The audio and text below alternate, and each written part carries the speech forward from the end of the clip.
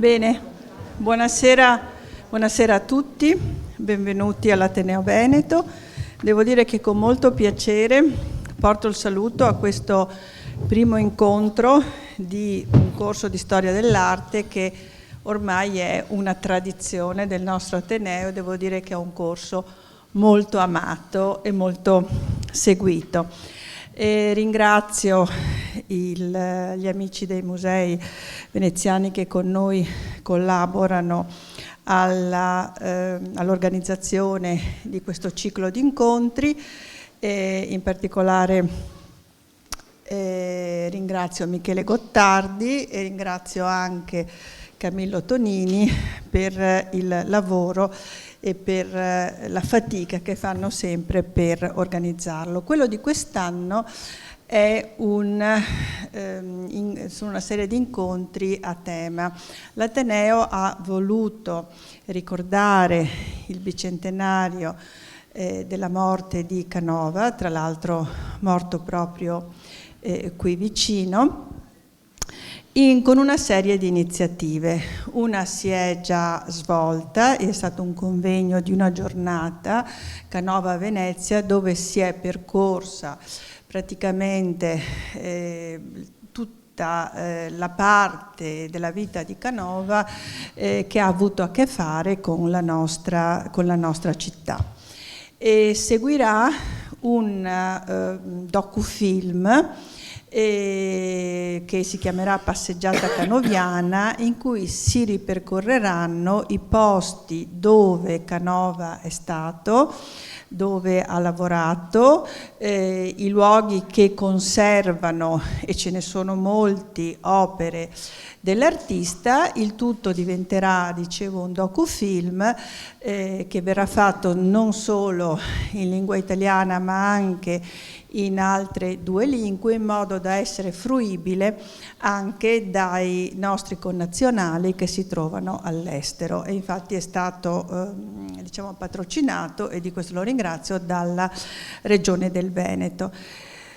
Il nostro corso di storia dell'arte quindi non poteva non occuparsi di Canova. Infatti queste lezioni, che poi verranno illustrate, parleranno proprio di questo grande artista. Io mi limito ai saluti e non vi faccio perdere ulteriore tempo e lascio la parola al Presidente del... Grazie Presidente Magaraggia. Io un piccolo saluto anch'io in apertura di questo corso che credo ormai abbia una collaborazione reciproca tra Ateneo e Amici dei Musei che arrivi alla trentina d'anni, occhio e croce. Quindi direi che dopo il corso di storia veneta, che fu inventato da Romanin poco dopo l'Unità d'Italia, di fatto questo si avvia a essere quello più longevo e soprattutto quello più consolidato. Detto questo, la collaborazione con l'Ateneo, Amici Musei Ateneo, in questi anni è stata molteplice, soprattutto durante il Covid. Ritornare già l'anno scorso, ma quest'anno ancora di più, con una sala più gremita, a farlo in presenza credo che abbia un senso particolare, e quindi io sono molto contento di avviare questo corso che in qualche modo, come dicevo, segna anche la continuità istituzionale, perché cambiano i presidenti e se le istituzioni restano, e restano anche le manifestazioni di queste istituzioni, come questo corso, significa che qualcosa negli anni è stato seminato. Ringrazio molto Camillo Tonini, che anche quest'anno l'ha portato a termine con la sua dedizione e precisione di cui siamo tutti consapevoli. Ringrazio anche, e ho piacere di presentare anche la relatrice di questa sera, Monica De Vincenti, che è anche docente all'UIA, Università Internazionale dell'Arte, e questo mi fa ancora più piacere. E vi ricordo che gli appuntamenti, ma di questo poi vi parlerà Camillo, si snoderanno per tutti i mercoledì fino al 7 dicembre e saranno, come dire, parleranno dei dintorni di Canova. Ecco, noi stessi come Amici dei Musei abbiamo fatto una giornata canoviana che ha portato i nostri soci da Bassano a Possagno, con quella mostra che vi consigliamo di Bassano, e poi successivamente invece è più facile, la gipsoteca è più nota e più comune. Bene, grazie della partecipazione, grazie a chi ha collaborato e la parola al dottor Tonini. Bene, il quale prende la parola solo molto brevemente, perché le ragioni di aver scelto Canova come tema del corso di quest'anno, di questi incontri, sono già state ricordate. Sono 200 anni dalla morte di Antonio Canova, un artista che non ha sempre avuto nella sua carriera, nella sua carriera ha sempre avuto grandi lodi, ma non ha avuto sempre molta stima poi nei periodi successivi alla sua morte. C'è stato il periodo, per esempio, del romanticismo, dove tutto quello che era gusto neoclassico veniva assolutamente poco apprezzato. Questi anni meglio, perché le celebrazioni per Antonio Canova stanno durando ormai da 2 anni, c'è stato veramente un riconoscimento di questo straordinario artista, e non solo artista, ma anche ambasciatore della cultura italiana all'estero per molti motivi. E quindi abbiamo voluto, anche con il corso di storia veneta, storia dell'arte veneta, riuscire a fissare alcune tematiche relative proprio a Canova, con particolare attenzione all'arte veneziana e alla scultura.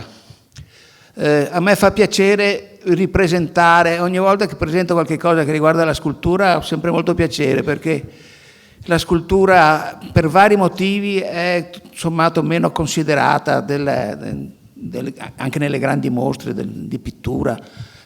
La scultura ha un pubblico comunque attento, ma che è più incline ai grandi capolavori di pittura, e le mostre di pittura costano di meno delle mostre di scultura.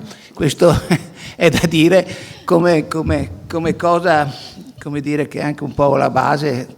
Ce n'è una a Venezia in questo momento, per esempio, bellissima, alla Cadoro, che invito tutti quanti ad andare a vedere, questa di Donatello, che è veramente splendida. Qua siamo in un altro periodo, e proprio il fulcro della conversazione di oggi è la considerazione che Canova è un fenomeno che non nasce così all'improvviso, non è un artista geniale che viene fuori da un ambito dove non c'era già una ottima scuola di scultura. Venezia aveva degli artisti straordinari che sono stati maestri e sono stati anche concorrenti di Canova.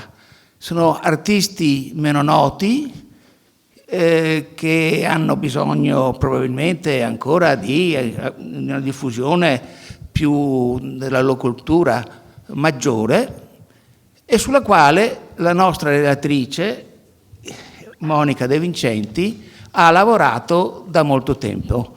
Monica De Vincenti è proprio una specialista, posso dirlo, nella scultura del 6 e 700, con particolare riferimento alla scultura veneta.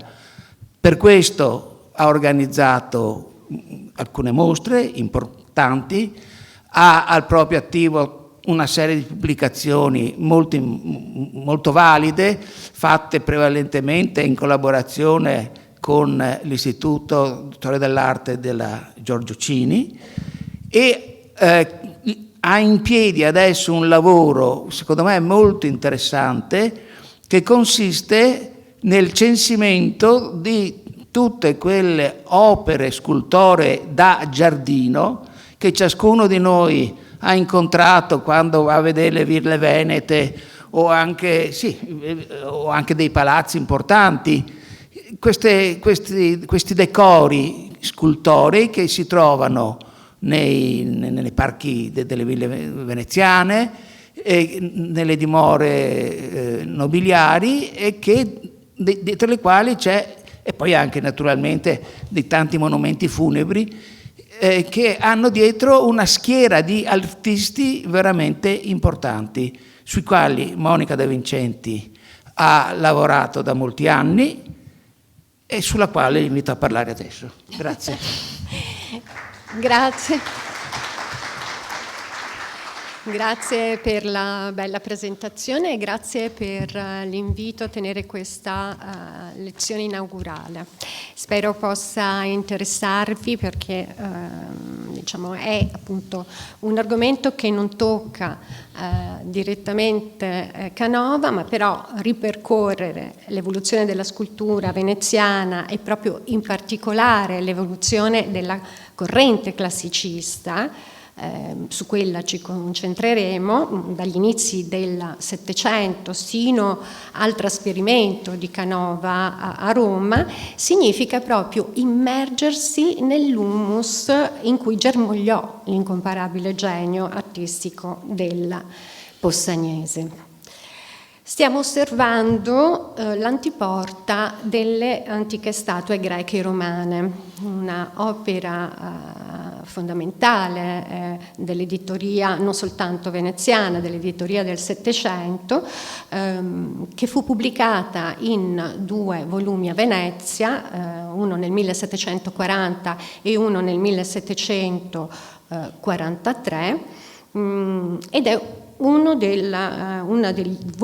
2 volumi con veste lussuosissima in foglio, un lavoro importantissimo che durò quasi un ventennio, portato avanti dai 2 cugini omonimi, Anton Maria Zanetti il vecchio e Anton Maria Zanetti il giovane, e l'incisione che vediamo con, a dire la verità, ritratti nemmeno troppo discreti degli autori che spuntano dalle spalle di Venezia in trono, mostra Minerva che reca in dono l'opera che illustra soprattutto lo statuario pubblico che era frutto, orgoglio della Serenissima, poco conosciuto al di là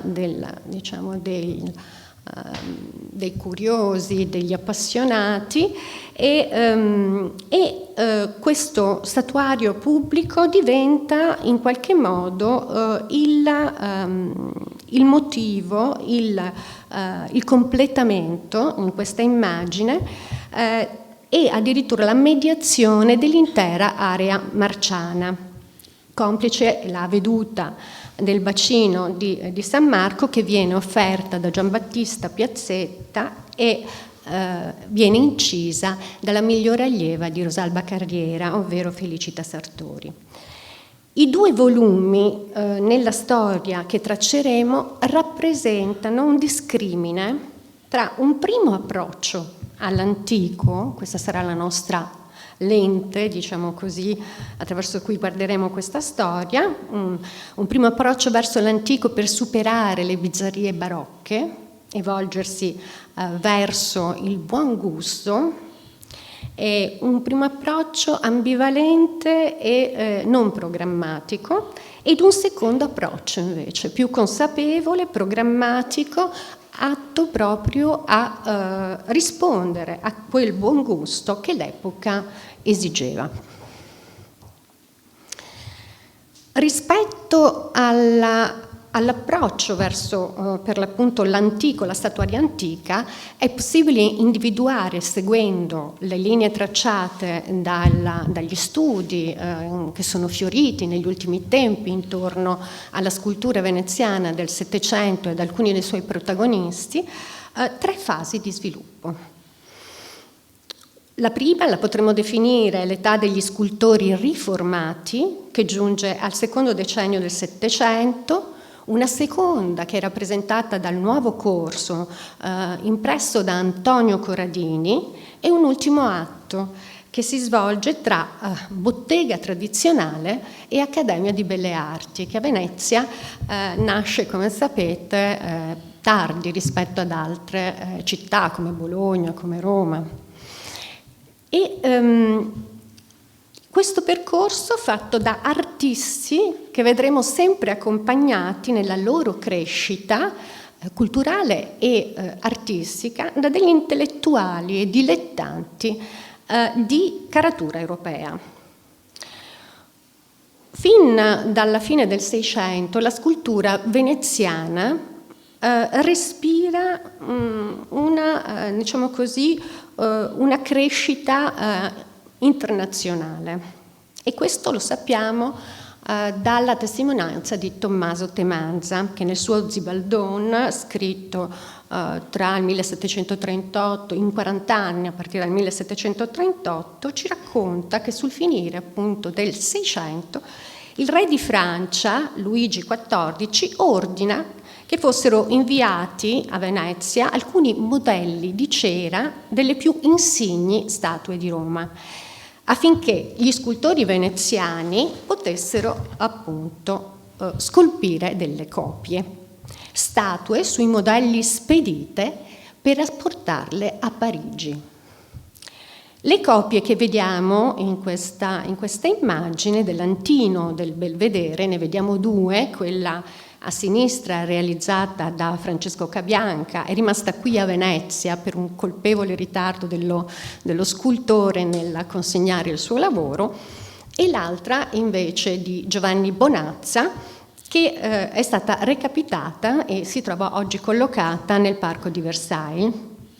Si ricollega con ogni probabilità a questa operazione, che viene attuata sulla scia di una vasta campagna che era stata avviata da Colbert e che era tesa a recuperare il maggior numero di originali e copie delle statue antiche più famose di Roma per adornare l'immenso parco di questa reggia. Dal 1716 al 1725 però gli scultori veneziani, gli stessi scultori veneziani che avevano esaudito questa commissione del Re Sole, hanno modo di cimentarsi in un'altra importante commissione. In qualche modo le sculture che vengono realizzate si ispirano all'antico, alle statue che erano state copiate, ma con la possibilità di creare delle varianti personali, sia riguardanti i soggetti, sia riguardante anche lo stile. La gente che vediamo nella caricatura fornita da Anton Maria Zanetti dello zar Pietro il Grande, che appunto commissiona questo esercito di statue. In Russia noi troviamo in realtà rappresentati artisti che qui a Venezia sono poco noti o addirittura non hanno delle opere a cui possiamo agganciare il nome.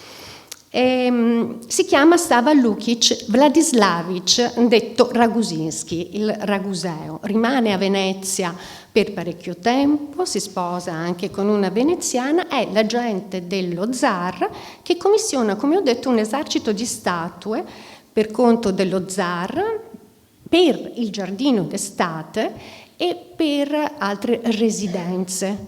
Alle commissioni dello zar poi si aggiungeranno quelli della corte russa, e come vedete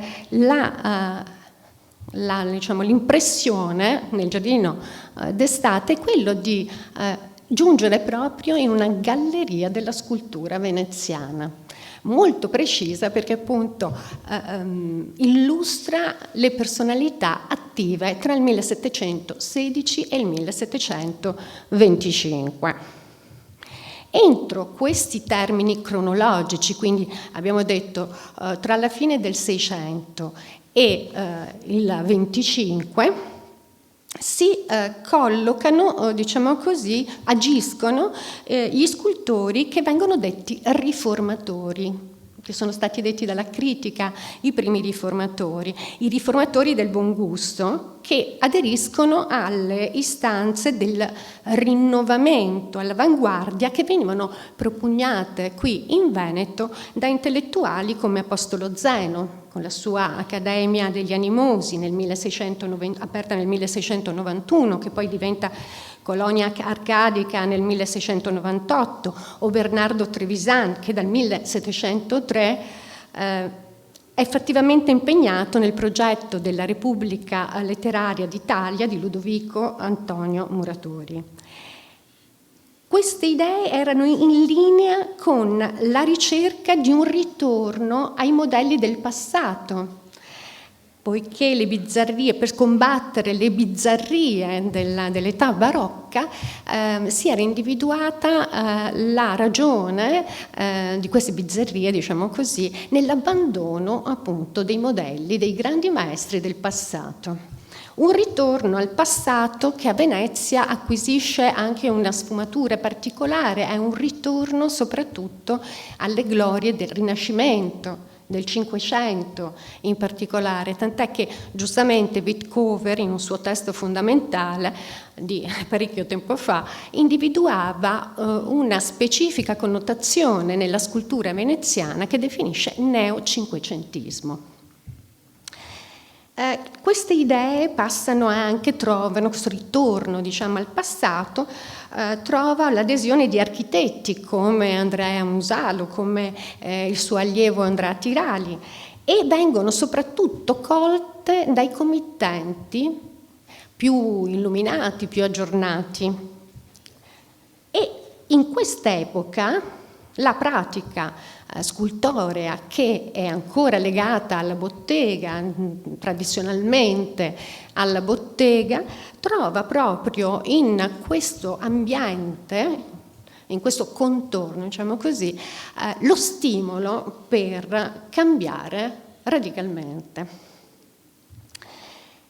Si volgono quindi gli artisti al Cinquecento e all'Antico, stimolati da specifiche richieste dei committenti, da specifiche esigenze concordate anche con gli architetti, ma anche da occasioni particolari, come per esempio il restauro. Alcuni di questi scultori venivano chiamati a restaurare delle statue antiche, ed è il caso di alcuni degli scultori che illustreranno, che diciamo saranno chiamati a completare con le loro opere il monumento Vallière. Il monumento Vallière è stato indicato dalla critica come appunto uno dei momenti di svolta, di cambiamento radicale tra la magniloquenza barocca e questa nuova dimensione più austera, ed è effettivamente, anche lui ha una storia, diciamo così, che si svolge tra la fine del 600, gli anni 90, e l'inizio del 700. Noi qui vediamo alla sinistra l'aspetto finale del monumento, che è stato progettato da Andrea Tirali e portato a termine con grande caparbietà soprattutto dalla moglie di Silvestro Vallière, Elisabetta Querini, e dall'altra parte uno dei primi progetti che Silvestro Vallière aveva raccolto, opera del Gaspari, e questi mostrano effettivamente questa grande differenza tra il passaggio tra una concitazione che è tipicamente barocca, una teatralità, una drammaticità che è tipicamente barocca, a una dimensione teatrale, oratoria, più limpida ed austera. Tra gli artisti che operano in questo monumento troviamo immediatamente due esponenti della nuova corrente classicista. L'uno Antonio Tarsia, lo vediamo con la statua della liberalità a sinistra, l'altro Pietro Baratta. Sono due allegorie, la prima la liberalità e l'altra l'eloquenza o la felicità pubblica, che mostrano anche nel soggetto un cambiamento radicale rispetto alle virtù che normalmente trovavamo nel barocco. nei monumenti dogali, per esempio come il monumento Pesaro del 600. Pietro Baratta è un autore che giunge, carrarese, della famiglia dei Baratta, di Andrea Giovanni Baratta è sicuramente il fratello, il più famoso. Giunge in Laguna già avanzato nell'arte, ha una preparazione però legata ugualmente soprattutto alla bottega tradizionale, e importa un linguaggio basato in Laguna soprattutto su modelli berniniani ma algardiani in particolar modo. Viene apprezzato e partecipa alle più importanti commissioni fino agli anni *20, però non incide in modo sostanziale in quella che sarà poi il divenire della corrente classicista. Questo perché è proprio il tipo di stile, diciamo così, di cui Baratta si fa interprete, disegnativo, lineare, che in qualche modo non trova quella che sono le corde della scultura veneziana, che è sempre volto molto di più al pittoricismo. È una scultura che cura la superficie, anche con diverse tecniche di lavorazione del marmo, e qui lo vediamo molto bene se concentriamo la nostra attenzione su quella che è la consistenza dei panneggi, così sottili, leggeri nella figura della liberalità a sinistra del Tarsia, così corposi e solenni nella figura invece della felicità pubblica o dell'eloquenza. La lezione di Baratta rimane anche priva di eredi, perché il suo allievo veneziano, che è Francesco Robba, si stabilisce già nel 1720 in Carniola, e questo ce la dice lunga rispetto a quello che era il successo riscontrato.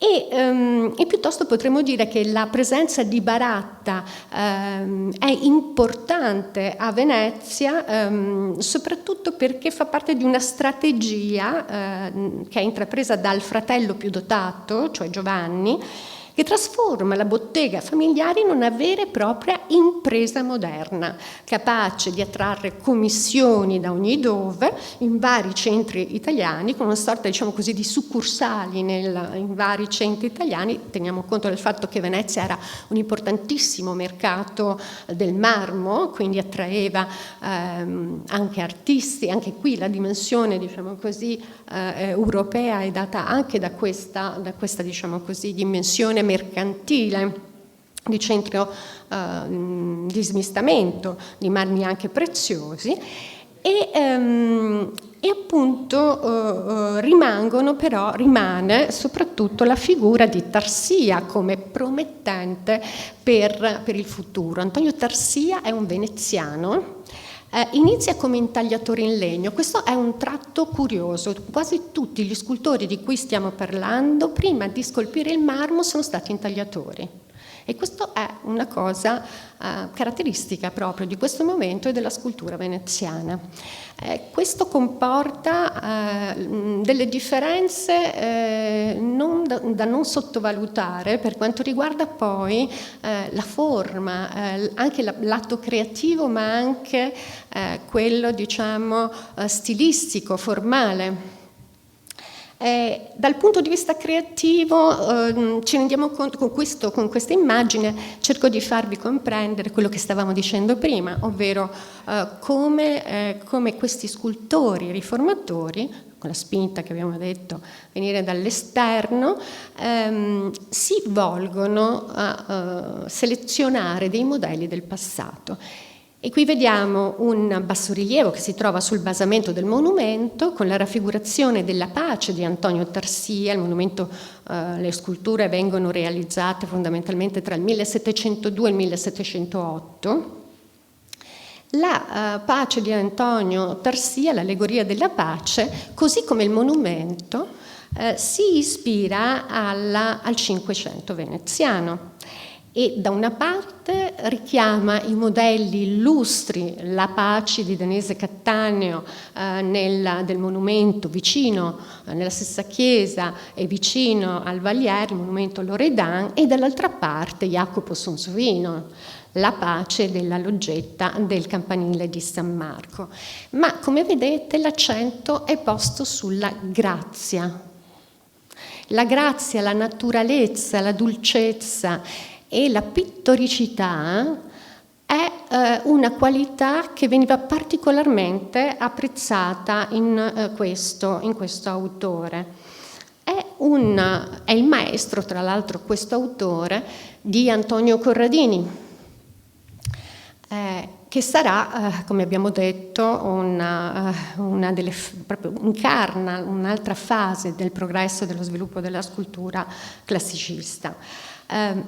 Nel momento in cui si operava al Monumento Valier veniva inaugurato il rilievo che vediamo. Era un importantissimo rilievo realizzato da uno scultore bolognese, Giuseppe Maria Mazza, che le fonti definiscono moderno Algardi e il Fidia di Bologna. Siamo nel 1705, quest'opera viene probabilmente commissionata a Mazza grazie al rapporto che questi aveva in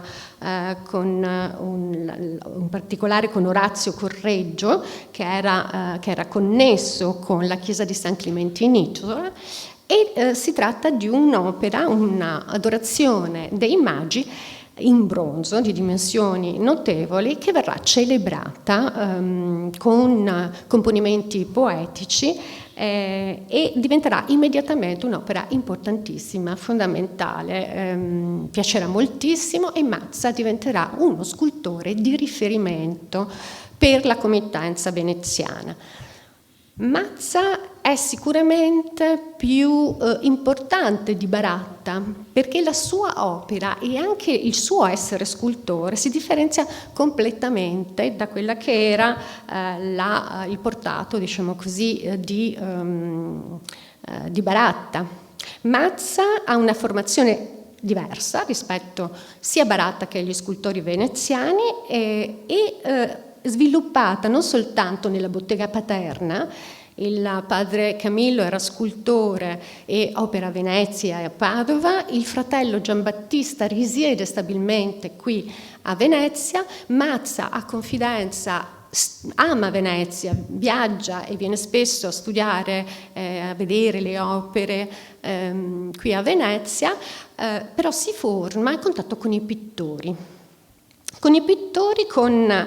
Frequenta l'Accademia di Nudo di Carlo Cignani, segue gli insegnamenti di Lorenzo Pasinelli e non trascura nemmeno l'aspetto della cultura propria, tanto che partecipa all'Accademia Letteraria Bolognese degli Accesi a partire dal 1688.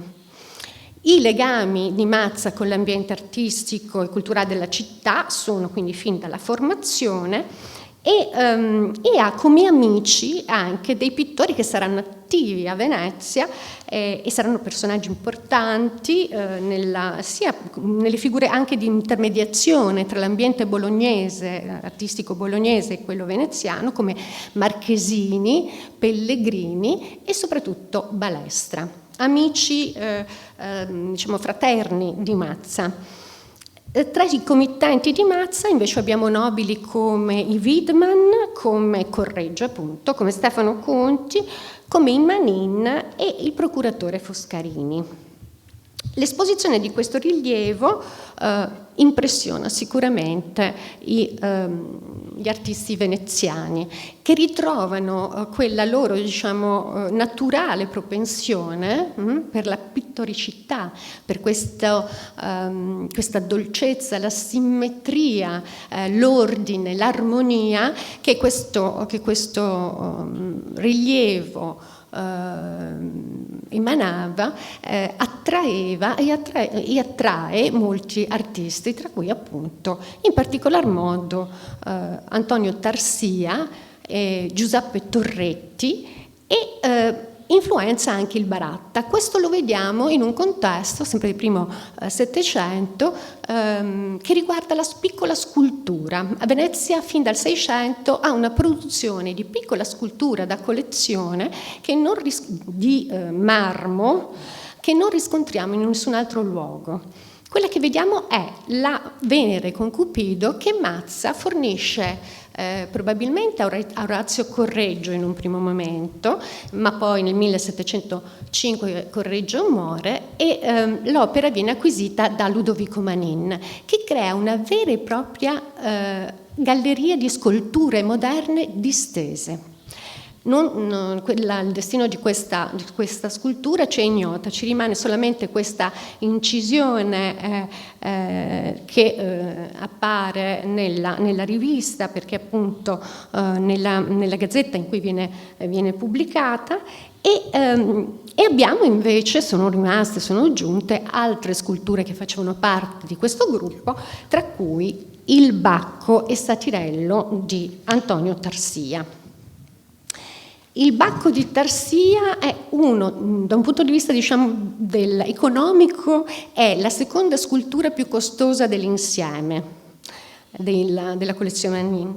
È invece uno dei vertici della produzione del Tarsia, ha una qualità straordinaria sia per quanto riguarda l'idioma classicista, questo richiamo all'antico che però acquisisce delle sfumature nuove e si vivifica attraverso questa grazia che è una connotazione veramente naturale per questo scultore. E che si stempera poi nell'introduzione languida, in questi effetti chiaroscurali, pittorici, soffusi, di morbidi passaggi, e è una scultura che rimarrà nella mente dell'allievo Antonio Corradini. Rivedremo una sorta di rielaborazione su questo tema. Vedete come le sculture, che sono di piccole dimensioni, non superano il metro, sono estremamente rifinite in ogni particolare, e proprio questa predilezione di Antonio Tarsia per i particolari viene apprezzata dal collezionista russo e dallo zar in particolare Pietro e dalla moglie, che commissionano a Tarsia tutta una serie di piccole sculture sull'antico a soggetto mitologico. Anche questo è interessante, perché poi questa produzione, questo genere che nasce ora, avrà un sviluppo notevole con un altro scultore che sarà Antonio Gai, e i clienti saranno questa volta inglesi. Questa sequenza di immagini ci fa vedere come Tarsia, oltre a rifarsi, come abbiamo visto, ai grandi del Cinquecento, si ispira anche all'antico, e già cominciamo a vedere il riferimento a opere che stanno nello statuario pubblico, perché nello statuario pubblico gli artisti andavano, non solo i pittori del Cinquecento, non solo i pittori contemporanei, ma anche gli scultori. E questo richiamo lo vediamo soprattutto nella Venere, nella Giunone, è chiaro, ma sempre volto verso una ricerca di grazia che è la marca di questo momento. Legato a Tarsia c'è Giuseppe Torretti, altro protagonista di questo momento, con caratteristiche stilistiche diverse. Il suo classicismo è più solenne, in qualche modo più evocativo, di una dimensione oratoria, meno dolce, meno aggraziato, forse per certi versi più colto, e qui lo vediamo in un'opera che è la Diana, fornita sempre per Pietro il Grande, che si trova all'Ermitage, in cui Camillo Semenzato, ancora negli anni 60 del Novecento, aveva individuato un possibile precedente per Canova, per la Paolina borghese di Canova. Torretti non lavora al monumento Manin, ma è impegnato con il monumento Vallière, ma è impegnato moltissimo con la committenza Manin. Diventa anzi lo scultore di riferimento della famiglia, più impegnata nelle imprese artistiche di questo inizio del Settecento. I Manin ristrutturano varie chiese, edificano i gesuiti, finanziano i lavori agli scalzi, sono presenti anche nella loro patria del Friuli con imprese importanti, creano una sorta di equipe, e in questa equipe c'è sempre Torretti. Torretti e Tarsia, a dir la verità. Tarsia con un ruolo, diciamo, più defilato. Qui li vediamo confrontarsi con dei soggetti sempre sull'antico, e vediamo le sfumature che connotano i loro stili. Da una parte abbiamo l'Adone di Giuseppe Torretti, ora al Museo dell'Ermitage, e dall'altra parte l'Ercole, che ha cambiato destinazione, ora si trova appunto a Pushkin, mi pare, e che porta uno stesso modello ad avere della statua appunto antica, delle declinazioni diverse. Torretti è legato anche a Corradini, è un artista che si lega a Corradini. Torretti poi è lo zio del Bernardi, il primo maestro del Canova, che qui non vedremo, perché lo sviluppo della scultura classicista più stimolante, secondo me, riguarda delle personalità appunto meno frequentate. Torretti realizza insieme a Corradini una figura, Corradini ai Carmini, una figura che rappresenta l'umiltà, mentre Corradini raffigura invece la verginità, e c'è una sorta, diciamo così, di accordo di gara tra i due, mentre il Corradini crea un'immagine che procede dal maestro appunto all'allievo con una grazia che appunto è raffinatissima ma arcadica. Qui abbiamo quasi un accenno di una scultura quasi borghese. Questa figura, questa virtù, come ha detto Nava Cellini, sembra quasi già presagire la scultura, la pittura di genere. Il modello però è chiaramente riscontrabile in una opera importante per Venezia, di un autore importante per Venezia, che è Tiziano Aspetti, era il restauratore della collezione Grimani, ed è appunto nella Cappella Grimani che si colloca questa Pace, sulla quale il Torretti modella la propria figura. L'aspetto però, diciamo, più grandioso per quanto riguarda la capacità di volgere al classico di Giuseppe Torretti è quella appunto che si constata sui rilievi, e questi sono i rilievi della Cappella Manin di Udine, dove abbiamo uno sfondo straordinariamente profondo con dei rilievi minutissimi, uno schiacciato che dà un senso di profondità straordinario, e con queste figure che si pongono in una narrazione nella parte bassa dei rilievi che non hanno riscontro in realtà nel periodo. Questi rilievi si collocano negli anni 20 del Settecento. E passiamo ad Antonio Corradini, a quella che è la seconda fase. Da poco, diciamo, è proprio una conquista recente per quanto riguarda la critica.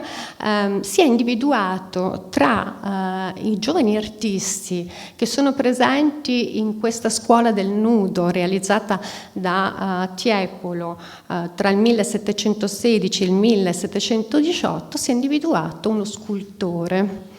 E in questo scultore si è voluto riconoscere Antonio Corradini. Vi sono molti motivi per avvalorare questa ipotesi. Il primo è che sicuramente la figura che abbiamo visto del giovane copulento, con questa parrucca, con la fronte molto alta e il naso piuttosto insomma, grosso, si ritrova nella caricatura che viene fornita da Anton Maria Zanetti del Corradini, per l'appunto, nell'album Custodito alla Scini.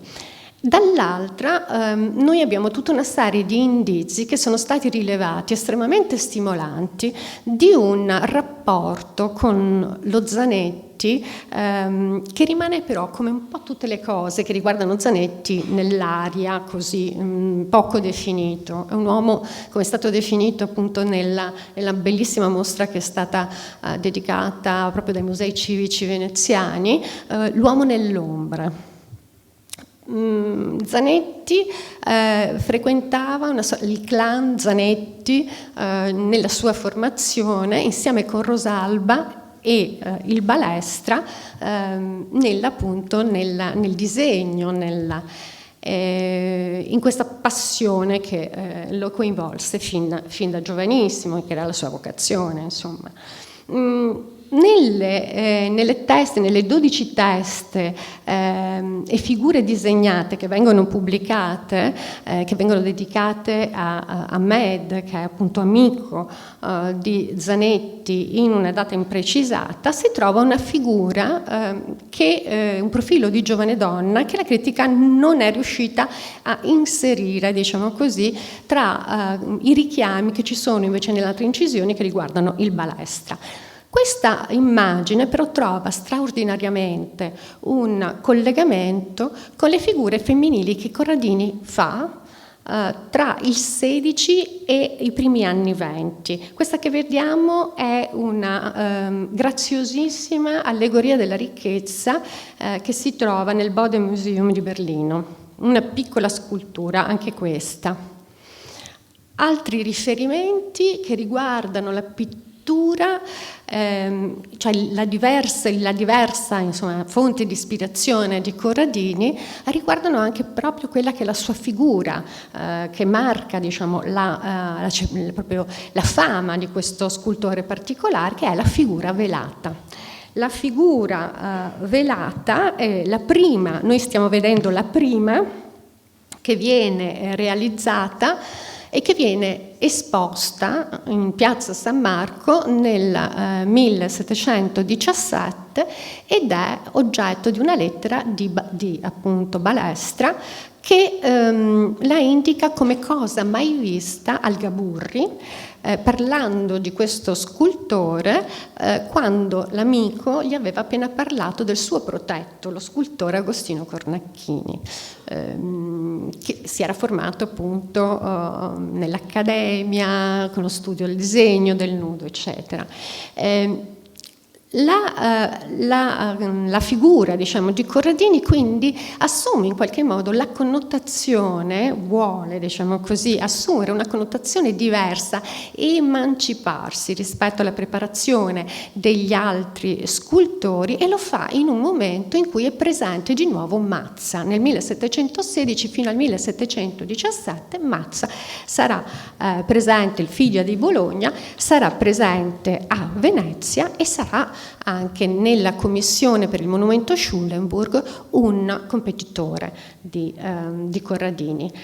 Corradini riesce però a sbaragliare con un soggetto questo straordinario, e la cosa è interessante perché da questo soggetto deriva non soltanto la fama dello scultore, ma anche in qualche modo quello che è il suo manifesto, la sua idea di scultura, che è quella appunto di superare la scultura greca e romana.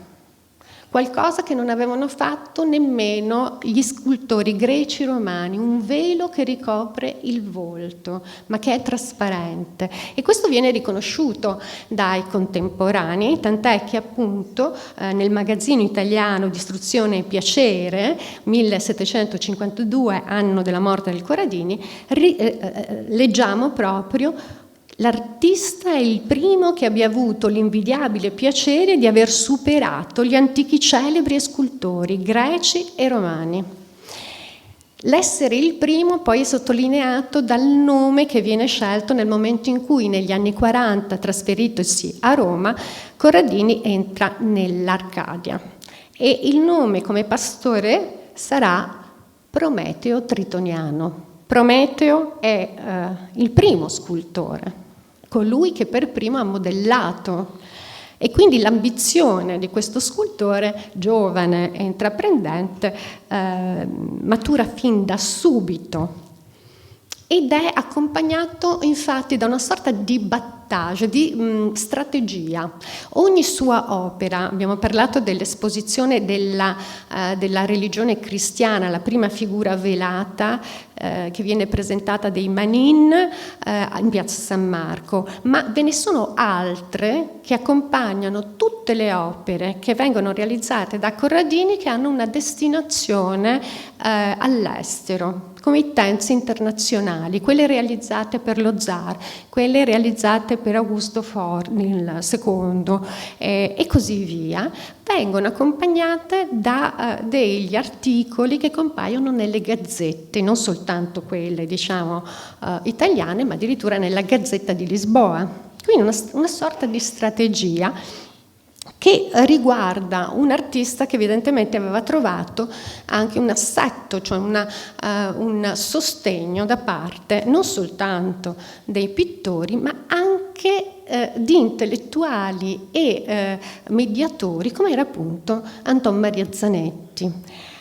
Ma anche i collezionisti. Uno dei suoi collezionisti era anche il finanziatore del progetto a cui Corradini tiene di più, cioè quello di aprire il collegio degli scultori, siamo negli anni 1723-24, si decide che gli scultori, anzi gli statuari, debbano slegarsi dai Tagliapiera e aprire un collegio, un primo passo per dare maggiore dignità alla professione.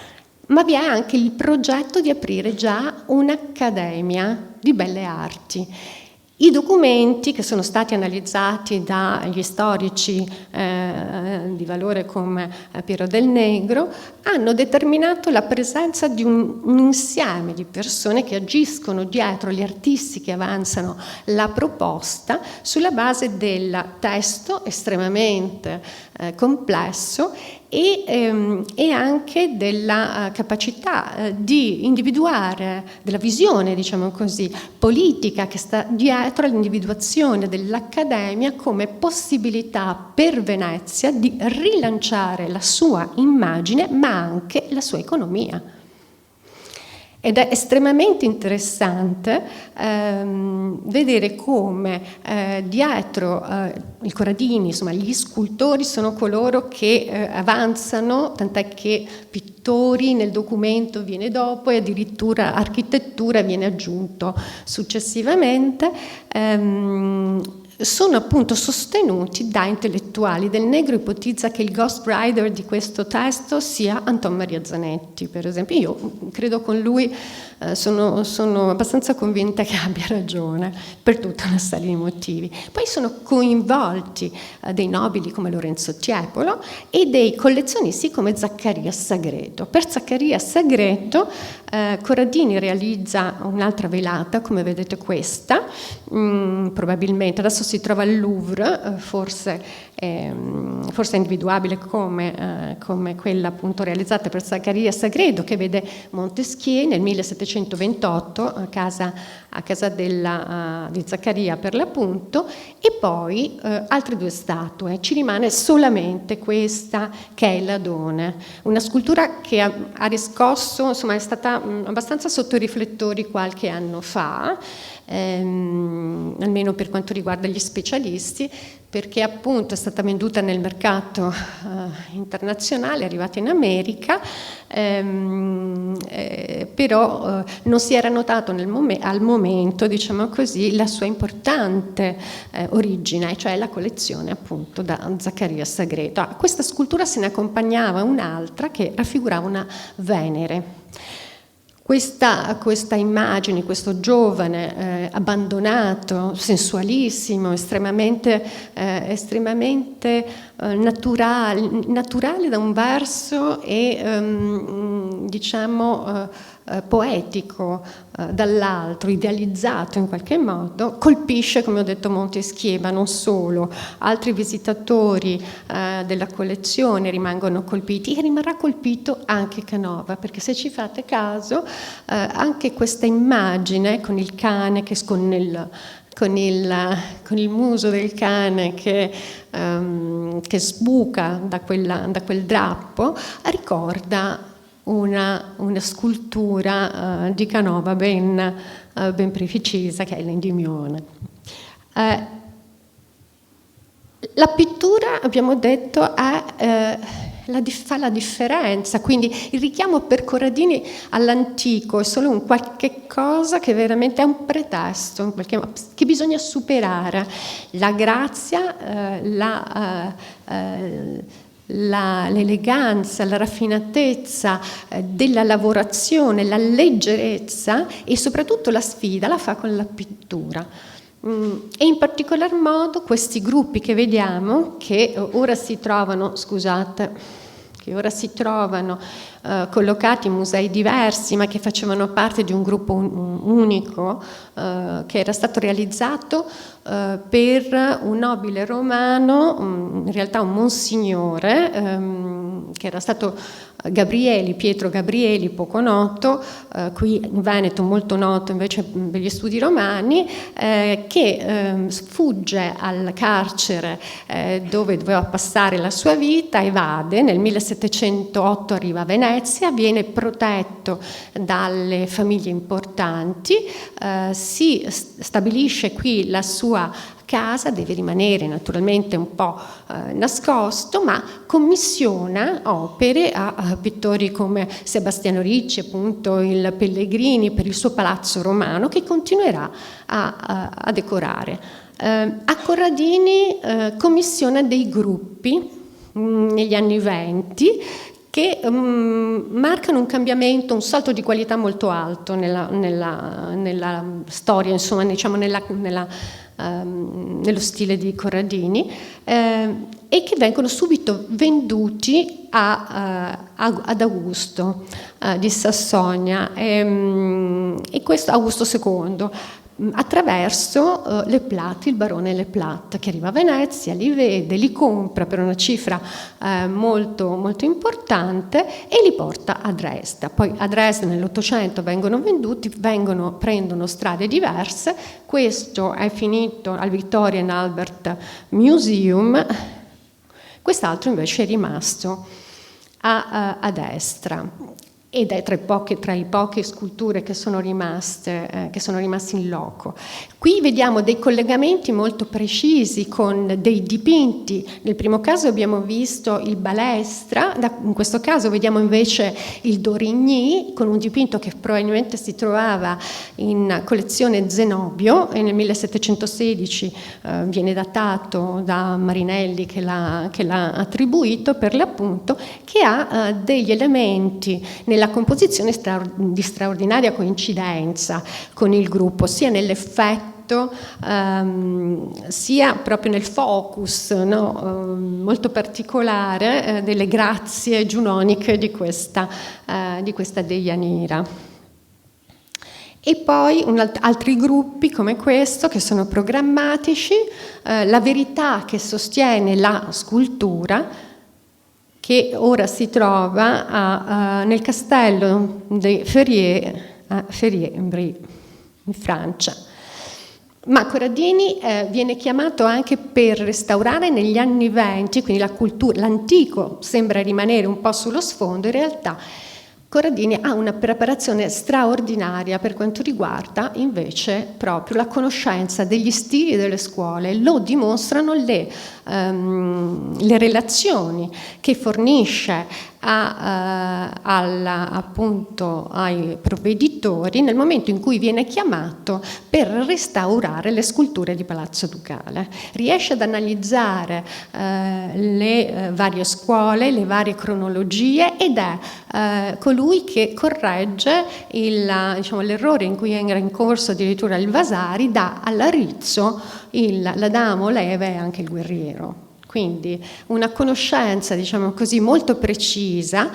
Quando parla di restauro parla di imitare le mani, racconta come bisogna fare per imitare la scultura del 400 piuttosto che quella antica, e la coincidenza vuole che nel momento in cui lui viene chiamato, nel cortile proprio di Palazzo Ducale c'è Antonio Maria Zanetti che sta preparando il suo volume, comincia negli anni 20 a realizzarlo, a progettarlo, e sta disegnando le sculture che sono appunto nel cortile. Anche qui nella relazione estremamente colta, con un linguaggio tecnico diciamo ficcante, ma anche con una capacità narrativa notevole, pare di intravedere la possibilità di un appoggio di Zanetti. Corradini se ne va, le sue diciamo velate rimangono, bisogna gareggiare con Corradini, bisogna dimostrare che si è più bravi, ed ecco che compaiono gli altri protagonisti. Antonio Gai è l'amico proprio di Zanetti, è amico e in qualche modo allievo. Si cimenta nella sua velata, che è dinamica, che vuole essere completamente diversa, anche lui intagliatore prima che scultore. Anche lui passa attraverso una ricerca di modelli delle glorie di Venezia.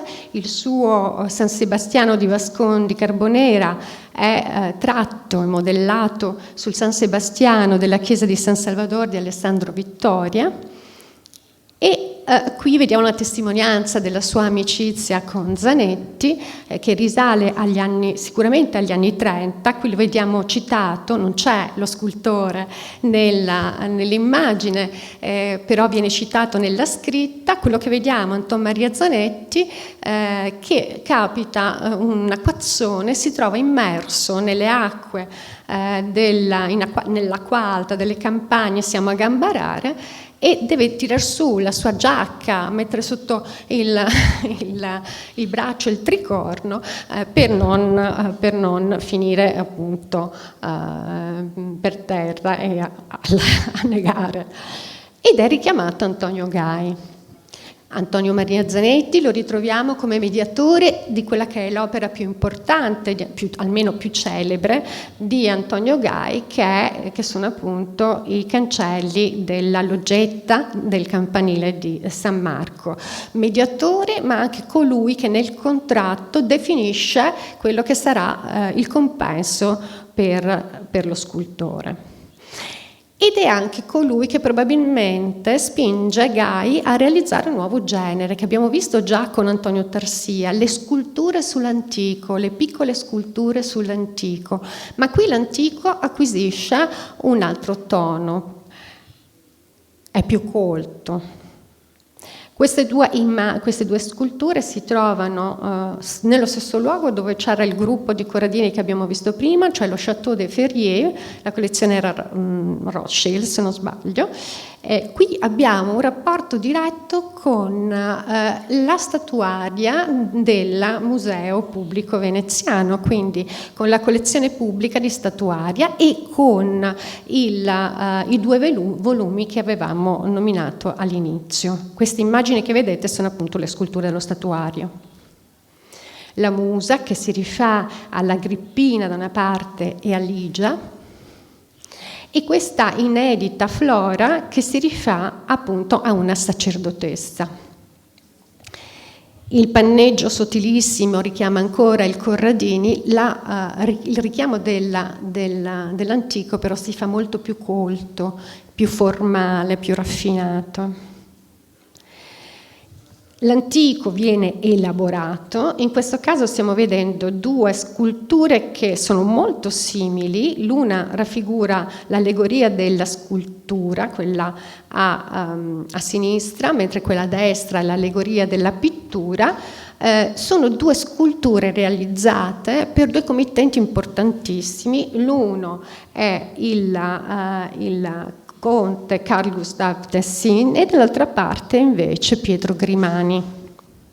Queste sculture piacevano moltissimo, soprattutto agli inglesi, agli anglosassoni, e infatti Zanetti e il console Smith cercavano di contendersi questi clienti, diciamo così. Vince per quanto riguarda il Gai però lo Zanetti, e Smith richiede allo scultore una serie di però statuine sull'antico che manderà a Londra, tra cui forse, molto probabilmente, questo Meleagro, datato e firmato 1736, che ora si conserva al Metropolitan Museum di New York. Un ragionamento, come vedete, un'elaborazione sull'Antino Capitolino. Chi invece, cioè Smith, diciamo, tenta anche di convincere un altro scultore a realizzare delle sculture sull'antico per i suoi committenti, e quest'altro scultore è il Marchiori. Il Marchiori, Giovanni Marchiori, è il competitore di Antonio Gai a partire dagli anni 40. Il legame più importante però di Giovanni Marchiori non sarà tanto con Zanetti, ma con Algarotti. Algarotti e il fratello gli procureranno alla fine degli anni 40 una commissione a Berlino, si cureranno della crescita professionale dello scultore. Attraverso questo scultore volevano riportare l'attenzione sull'arte veneziana,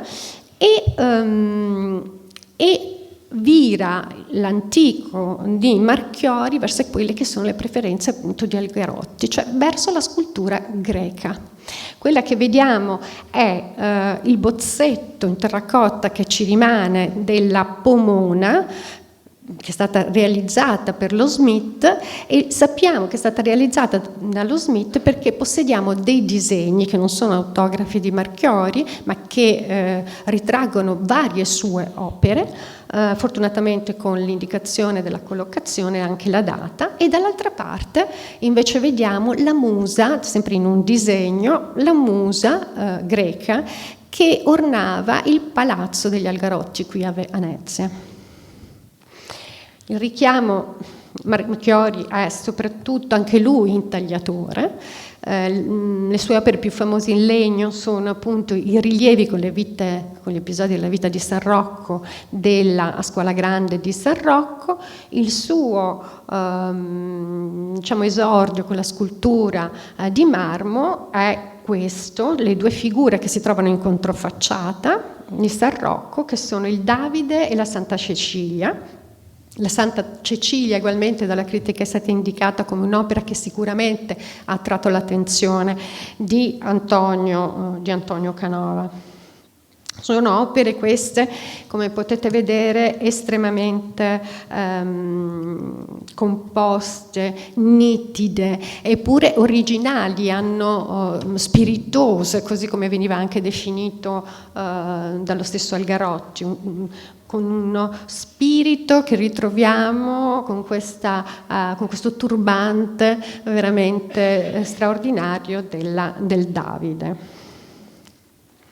Per gli Algarotti il Marchiori realizza delle statue da giardino che rimangono ancora nella loro villa.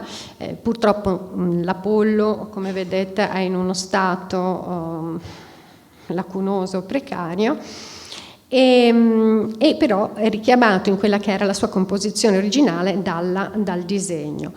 Questo quindi gusto classicista più rigoroso che troviamo in Marchiori e che si deve a Francesco Algarotti, che è quell'intellettuale cosmopolita, amico carissimo di Zanetti che tutti conosciamo, inizia proprio nell'anno in cui viene stampato il primo volume delle antiche statue, negli anni del 1740. Quest'altra opera che state vedendo apparteneva ugualmente alla collezione Algarotti, al giardino degli Algarotti, e ora è in ubicazione ignota, nelle condizioni che vedete. È una foto che sono riuscita a trovare non chiedetemi come, l'ho avuta. E poi questo richiamo quindi all'antico diventa particolarissimo nel capolavoro sempre realizzato per Francesco Algarotti, che è il busto della Saffo. Ora si trova in America, a Providence, e che viene realizzato da Marchiori nella parte appunto della scultura. Il basamento che vedete dall'amico di Marchiori, altro artista che viene apprezzato da Algarotti, che è il Crosato. Il richiamo alla statuaria greca si fa preciso, vedete lì le chiome inanellate, e il richiamo anche a quella che era questa figura di Musa. Rimangono i soggetti, rimangono di difficile definizione. La coincidenza tra il passaggio, diciamo così, tra il rapporto che esisteva tra Algarotti e Tiepolo, che è stato analizzato, rilevato dalla critica, esisteva anche tra Algarotti e Marchiori, probabilmente. Nel momento, in quegli anni 40 in cui si parlavano e discutevano Algarotti e Tiepolo, e il giovane pittore riceveva delle indicazioni dall'intellettuale veneziano, anche Marchiori probabilmente faceva parte di questi ragionamenti. Questi che vediamo, queste teste che vediamo, sono dei disegni appunto di Francesco Algarotti, ed è suggestivo vedere come queste teste trovano un riferimento nell'opera, nella straordinaria opera del Marchiori. Ecco qui altre opere che si rifanno sempre alla statuaria antica, sono opere che invece adornavano il giardino dei Chiarapisani a Este. Siamo sempre negli anni 40, perdute, vendute alla fine dell'Ottocento, emigrate in Francia. Le ho ritrovate nel castello di Vaux-le-Vicomte.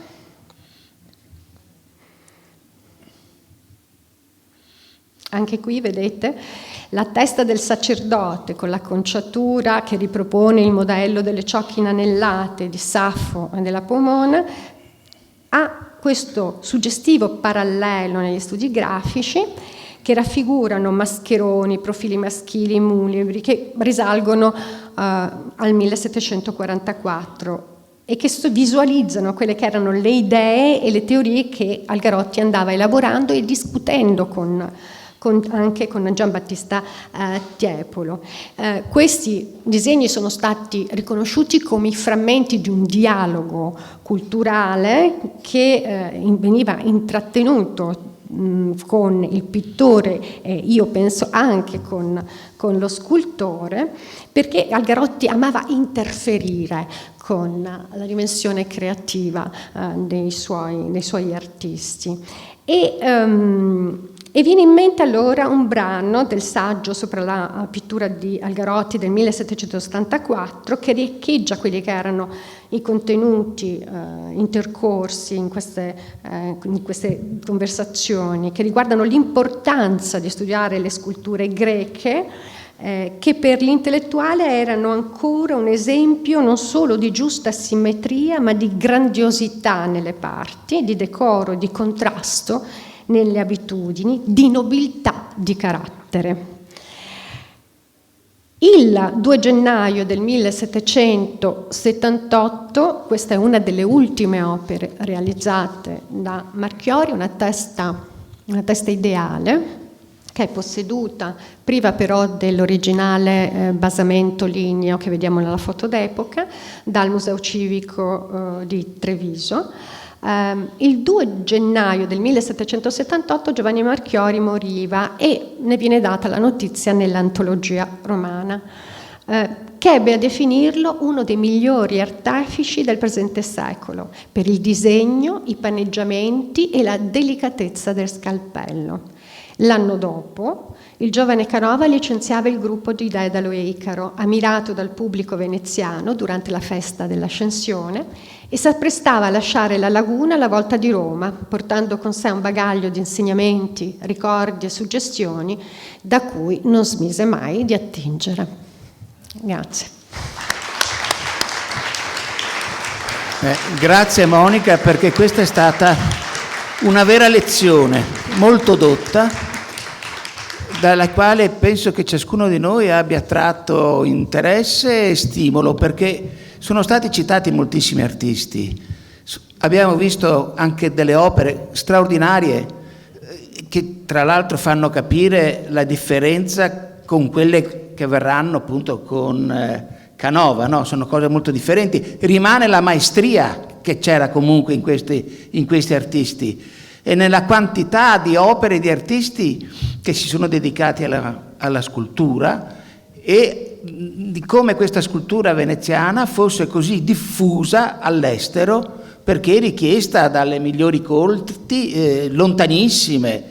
Queste cose qua partivano da Venezia, arrivavano a San Pietroburgo, arrivavano a Dresda, arrivavano con una facilità che oggi ci sembra quasi impossibile. Quindi difficile anche il compito di Monica di riassumere in un affresco tutte queste emergenze, no? Perché poi sono tantissimi questi artisti, e poi c'è tutto il problema delle botteghe, perché poi questi lavoravano anche insieme a tanti altri collaboratori.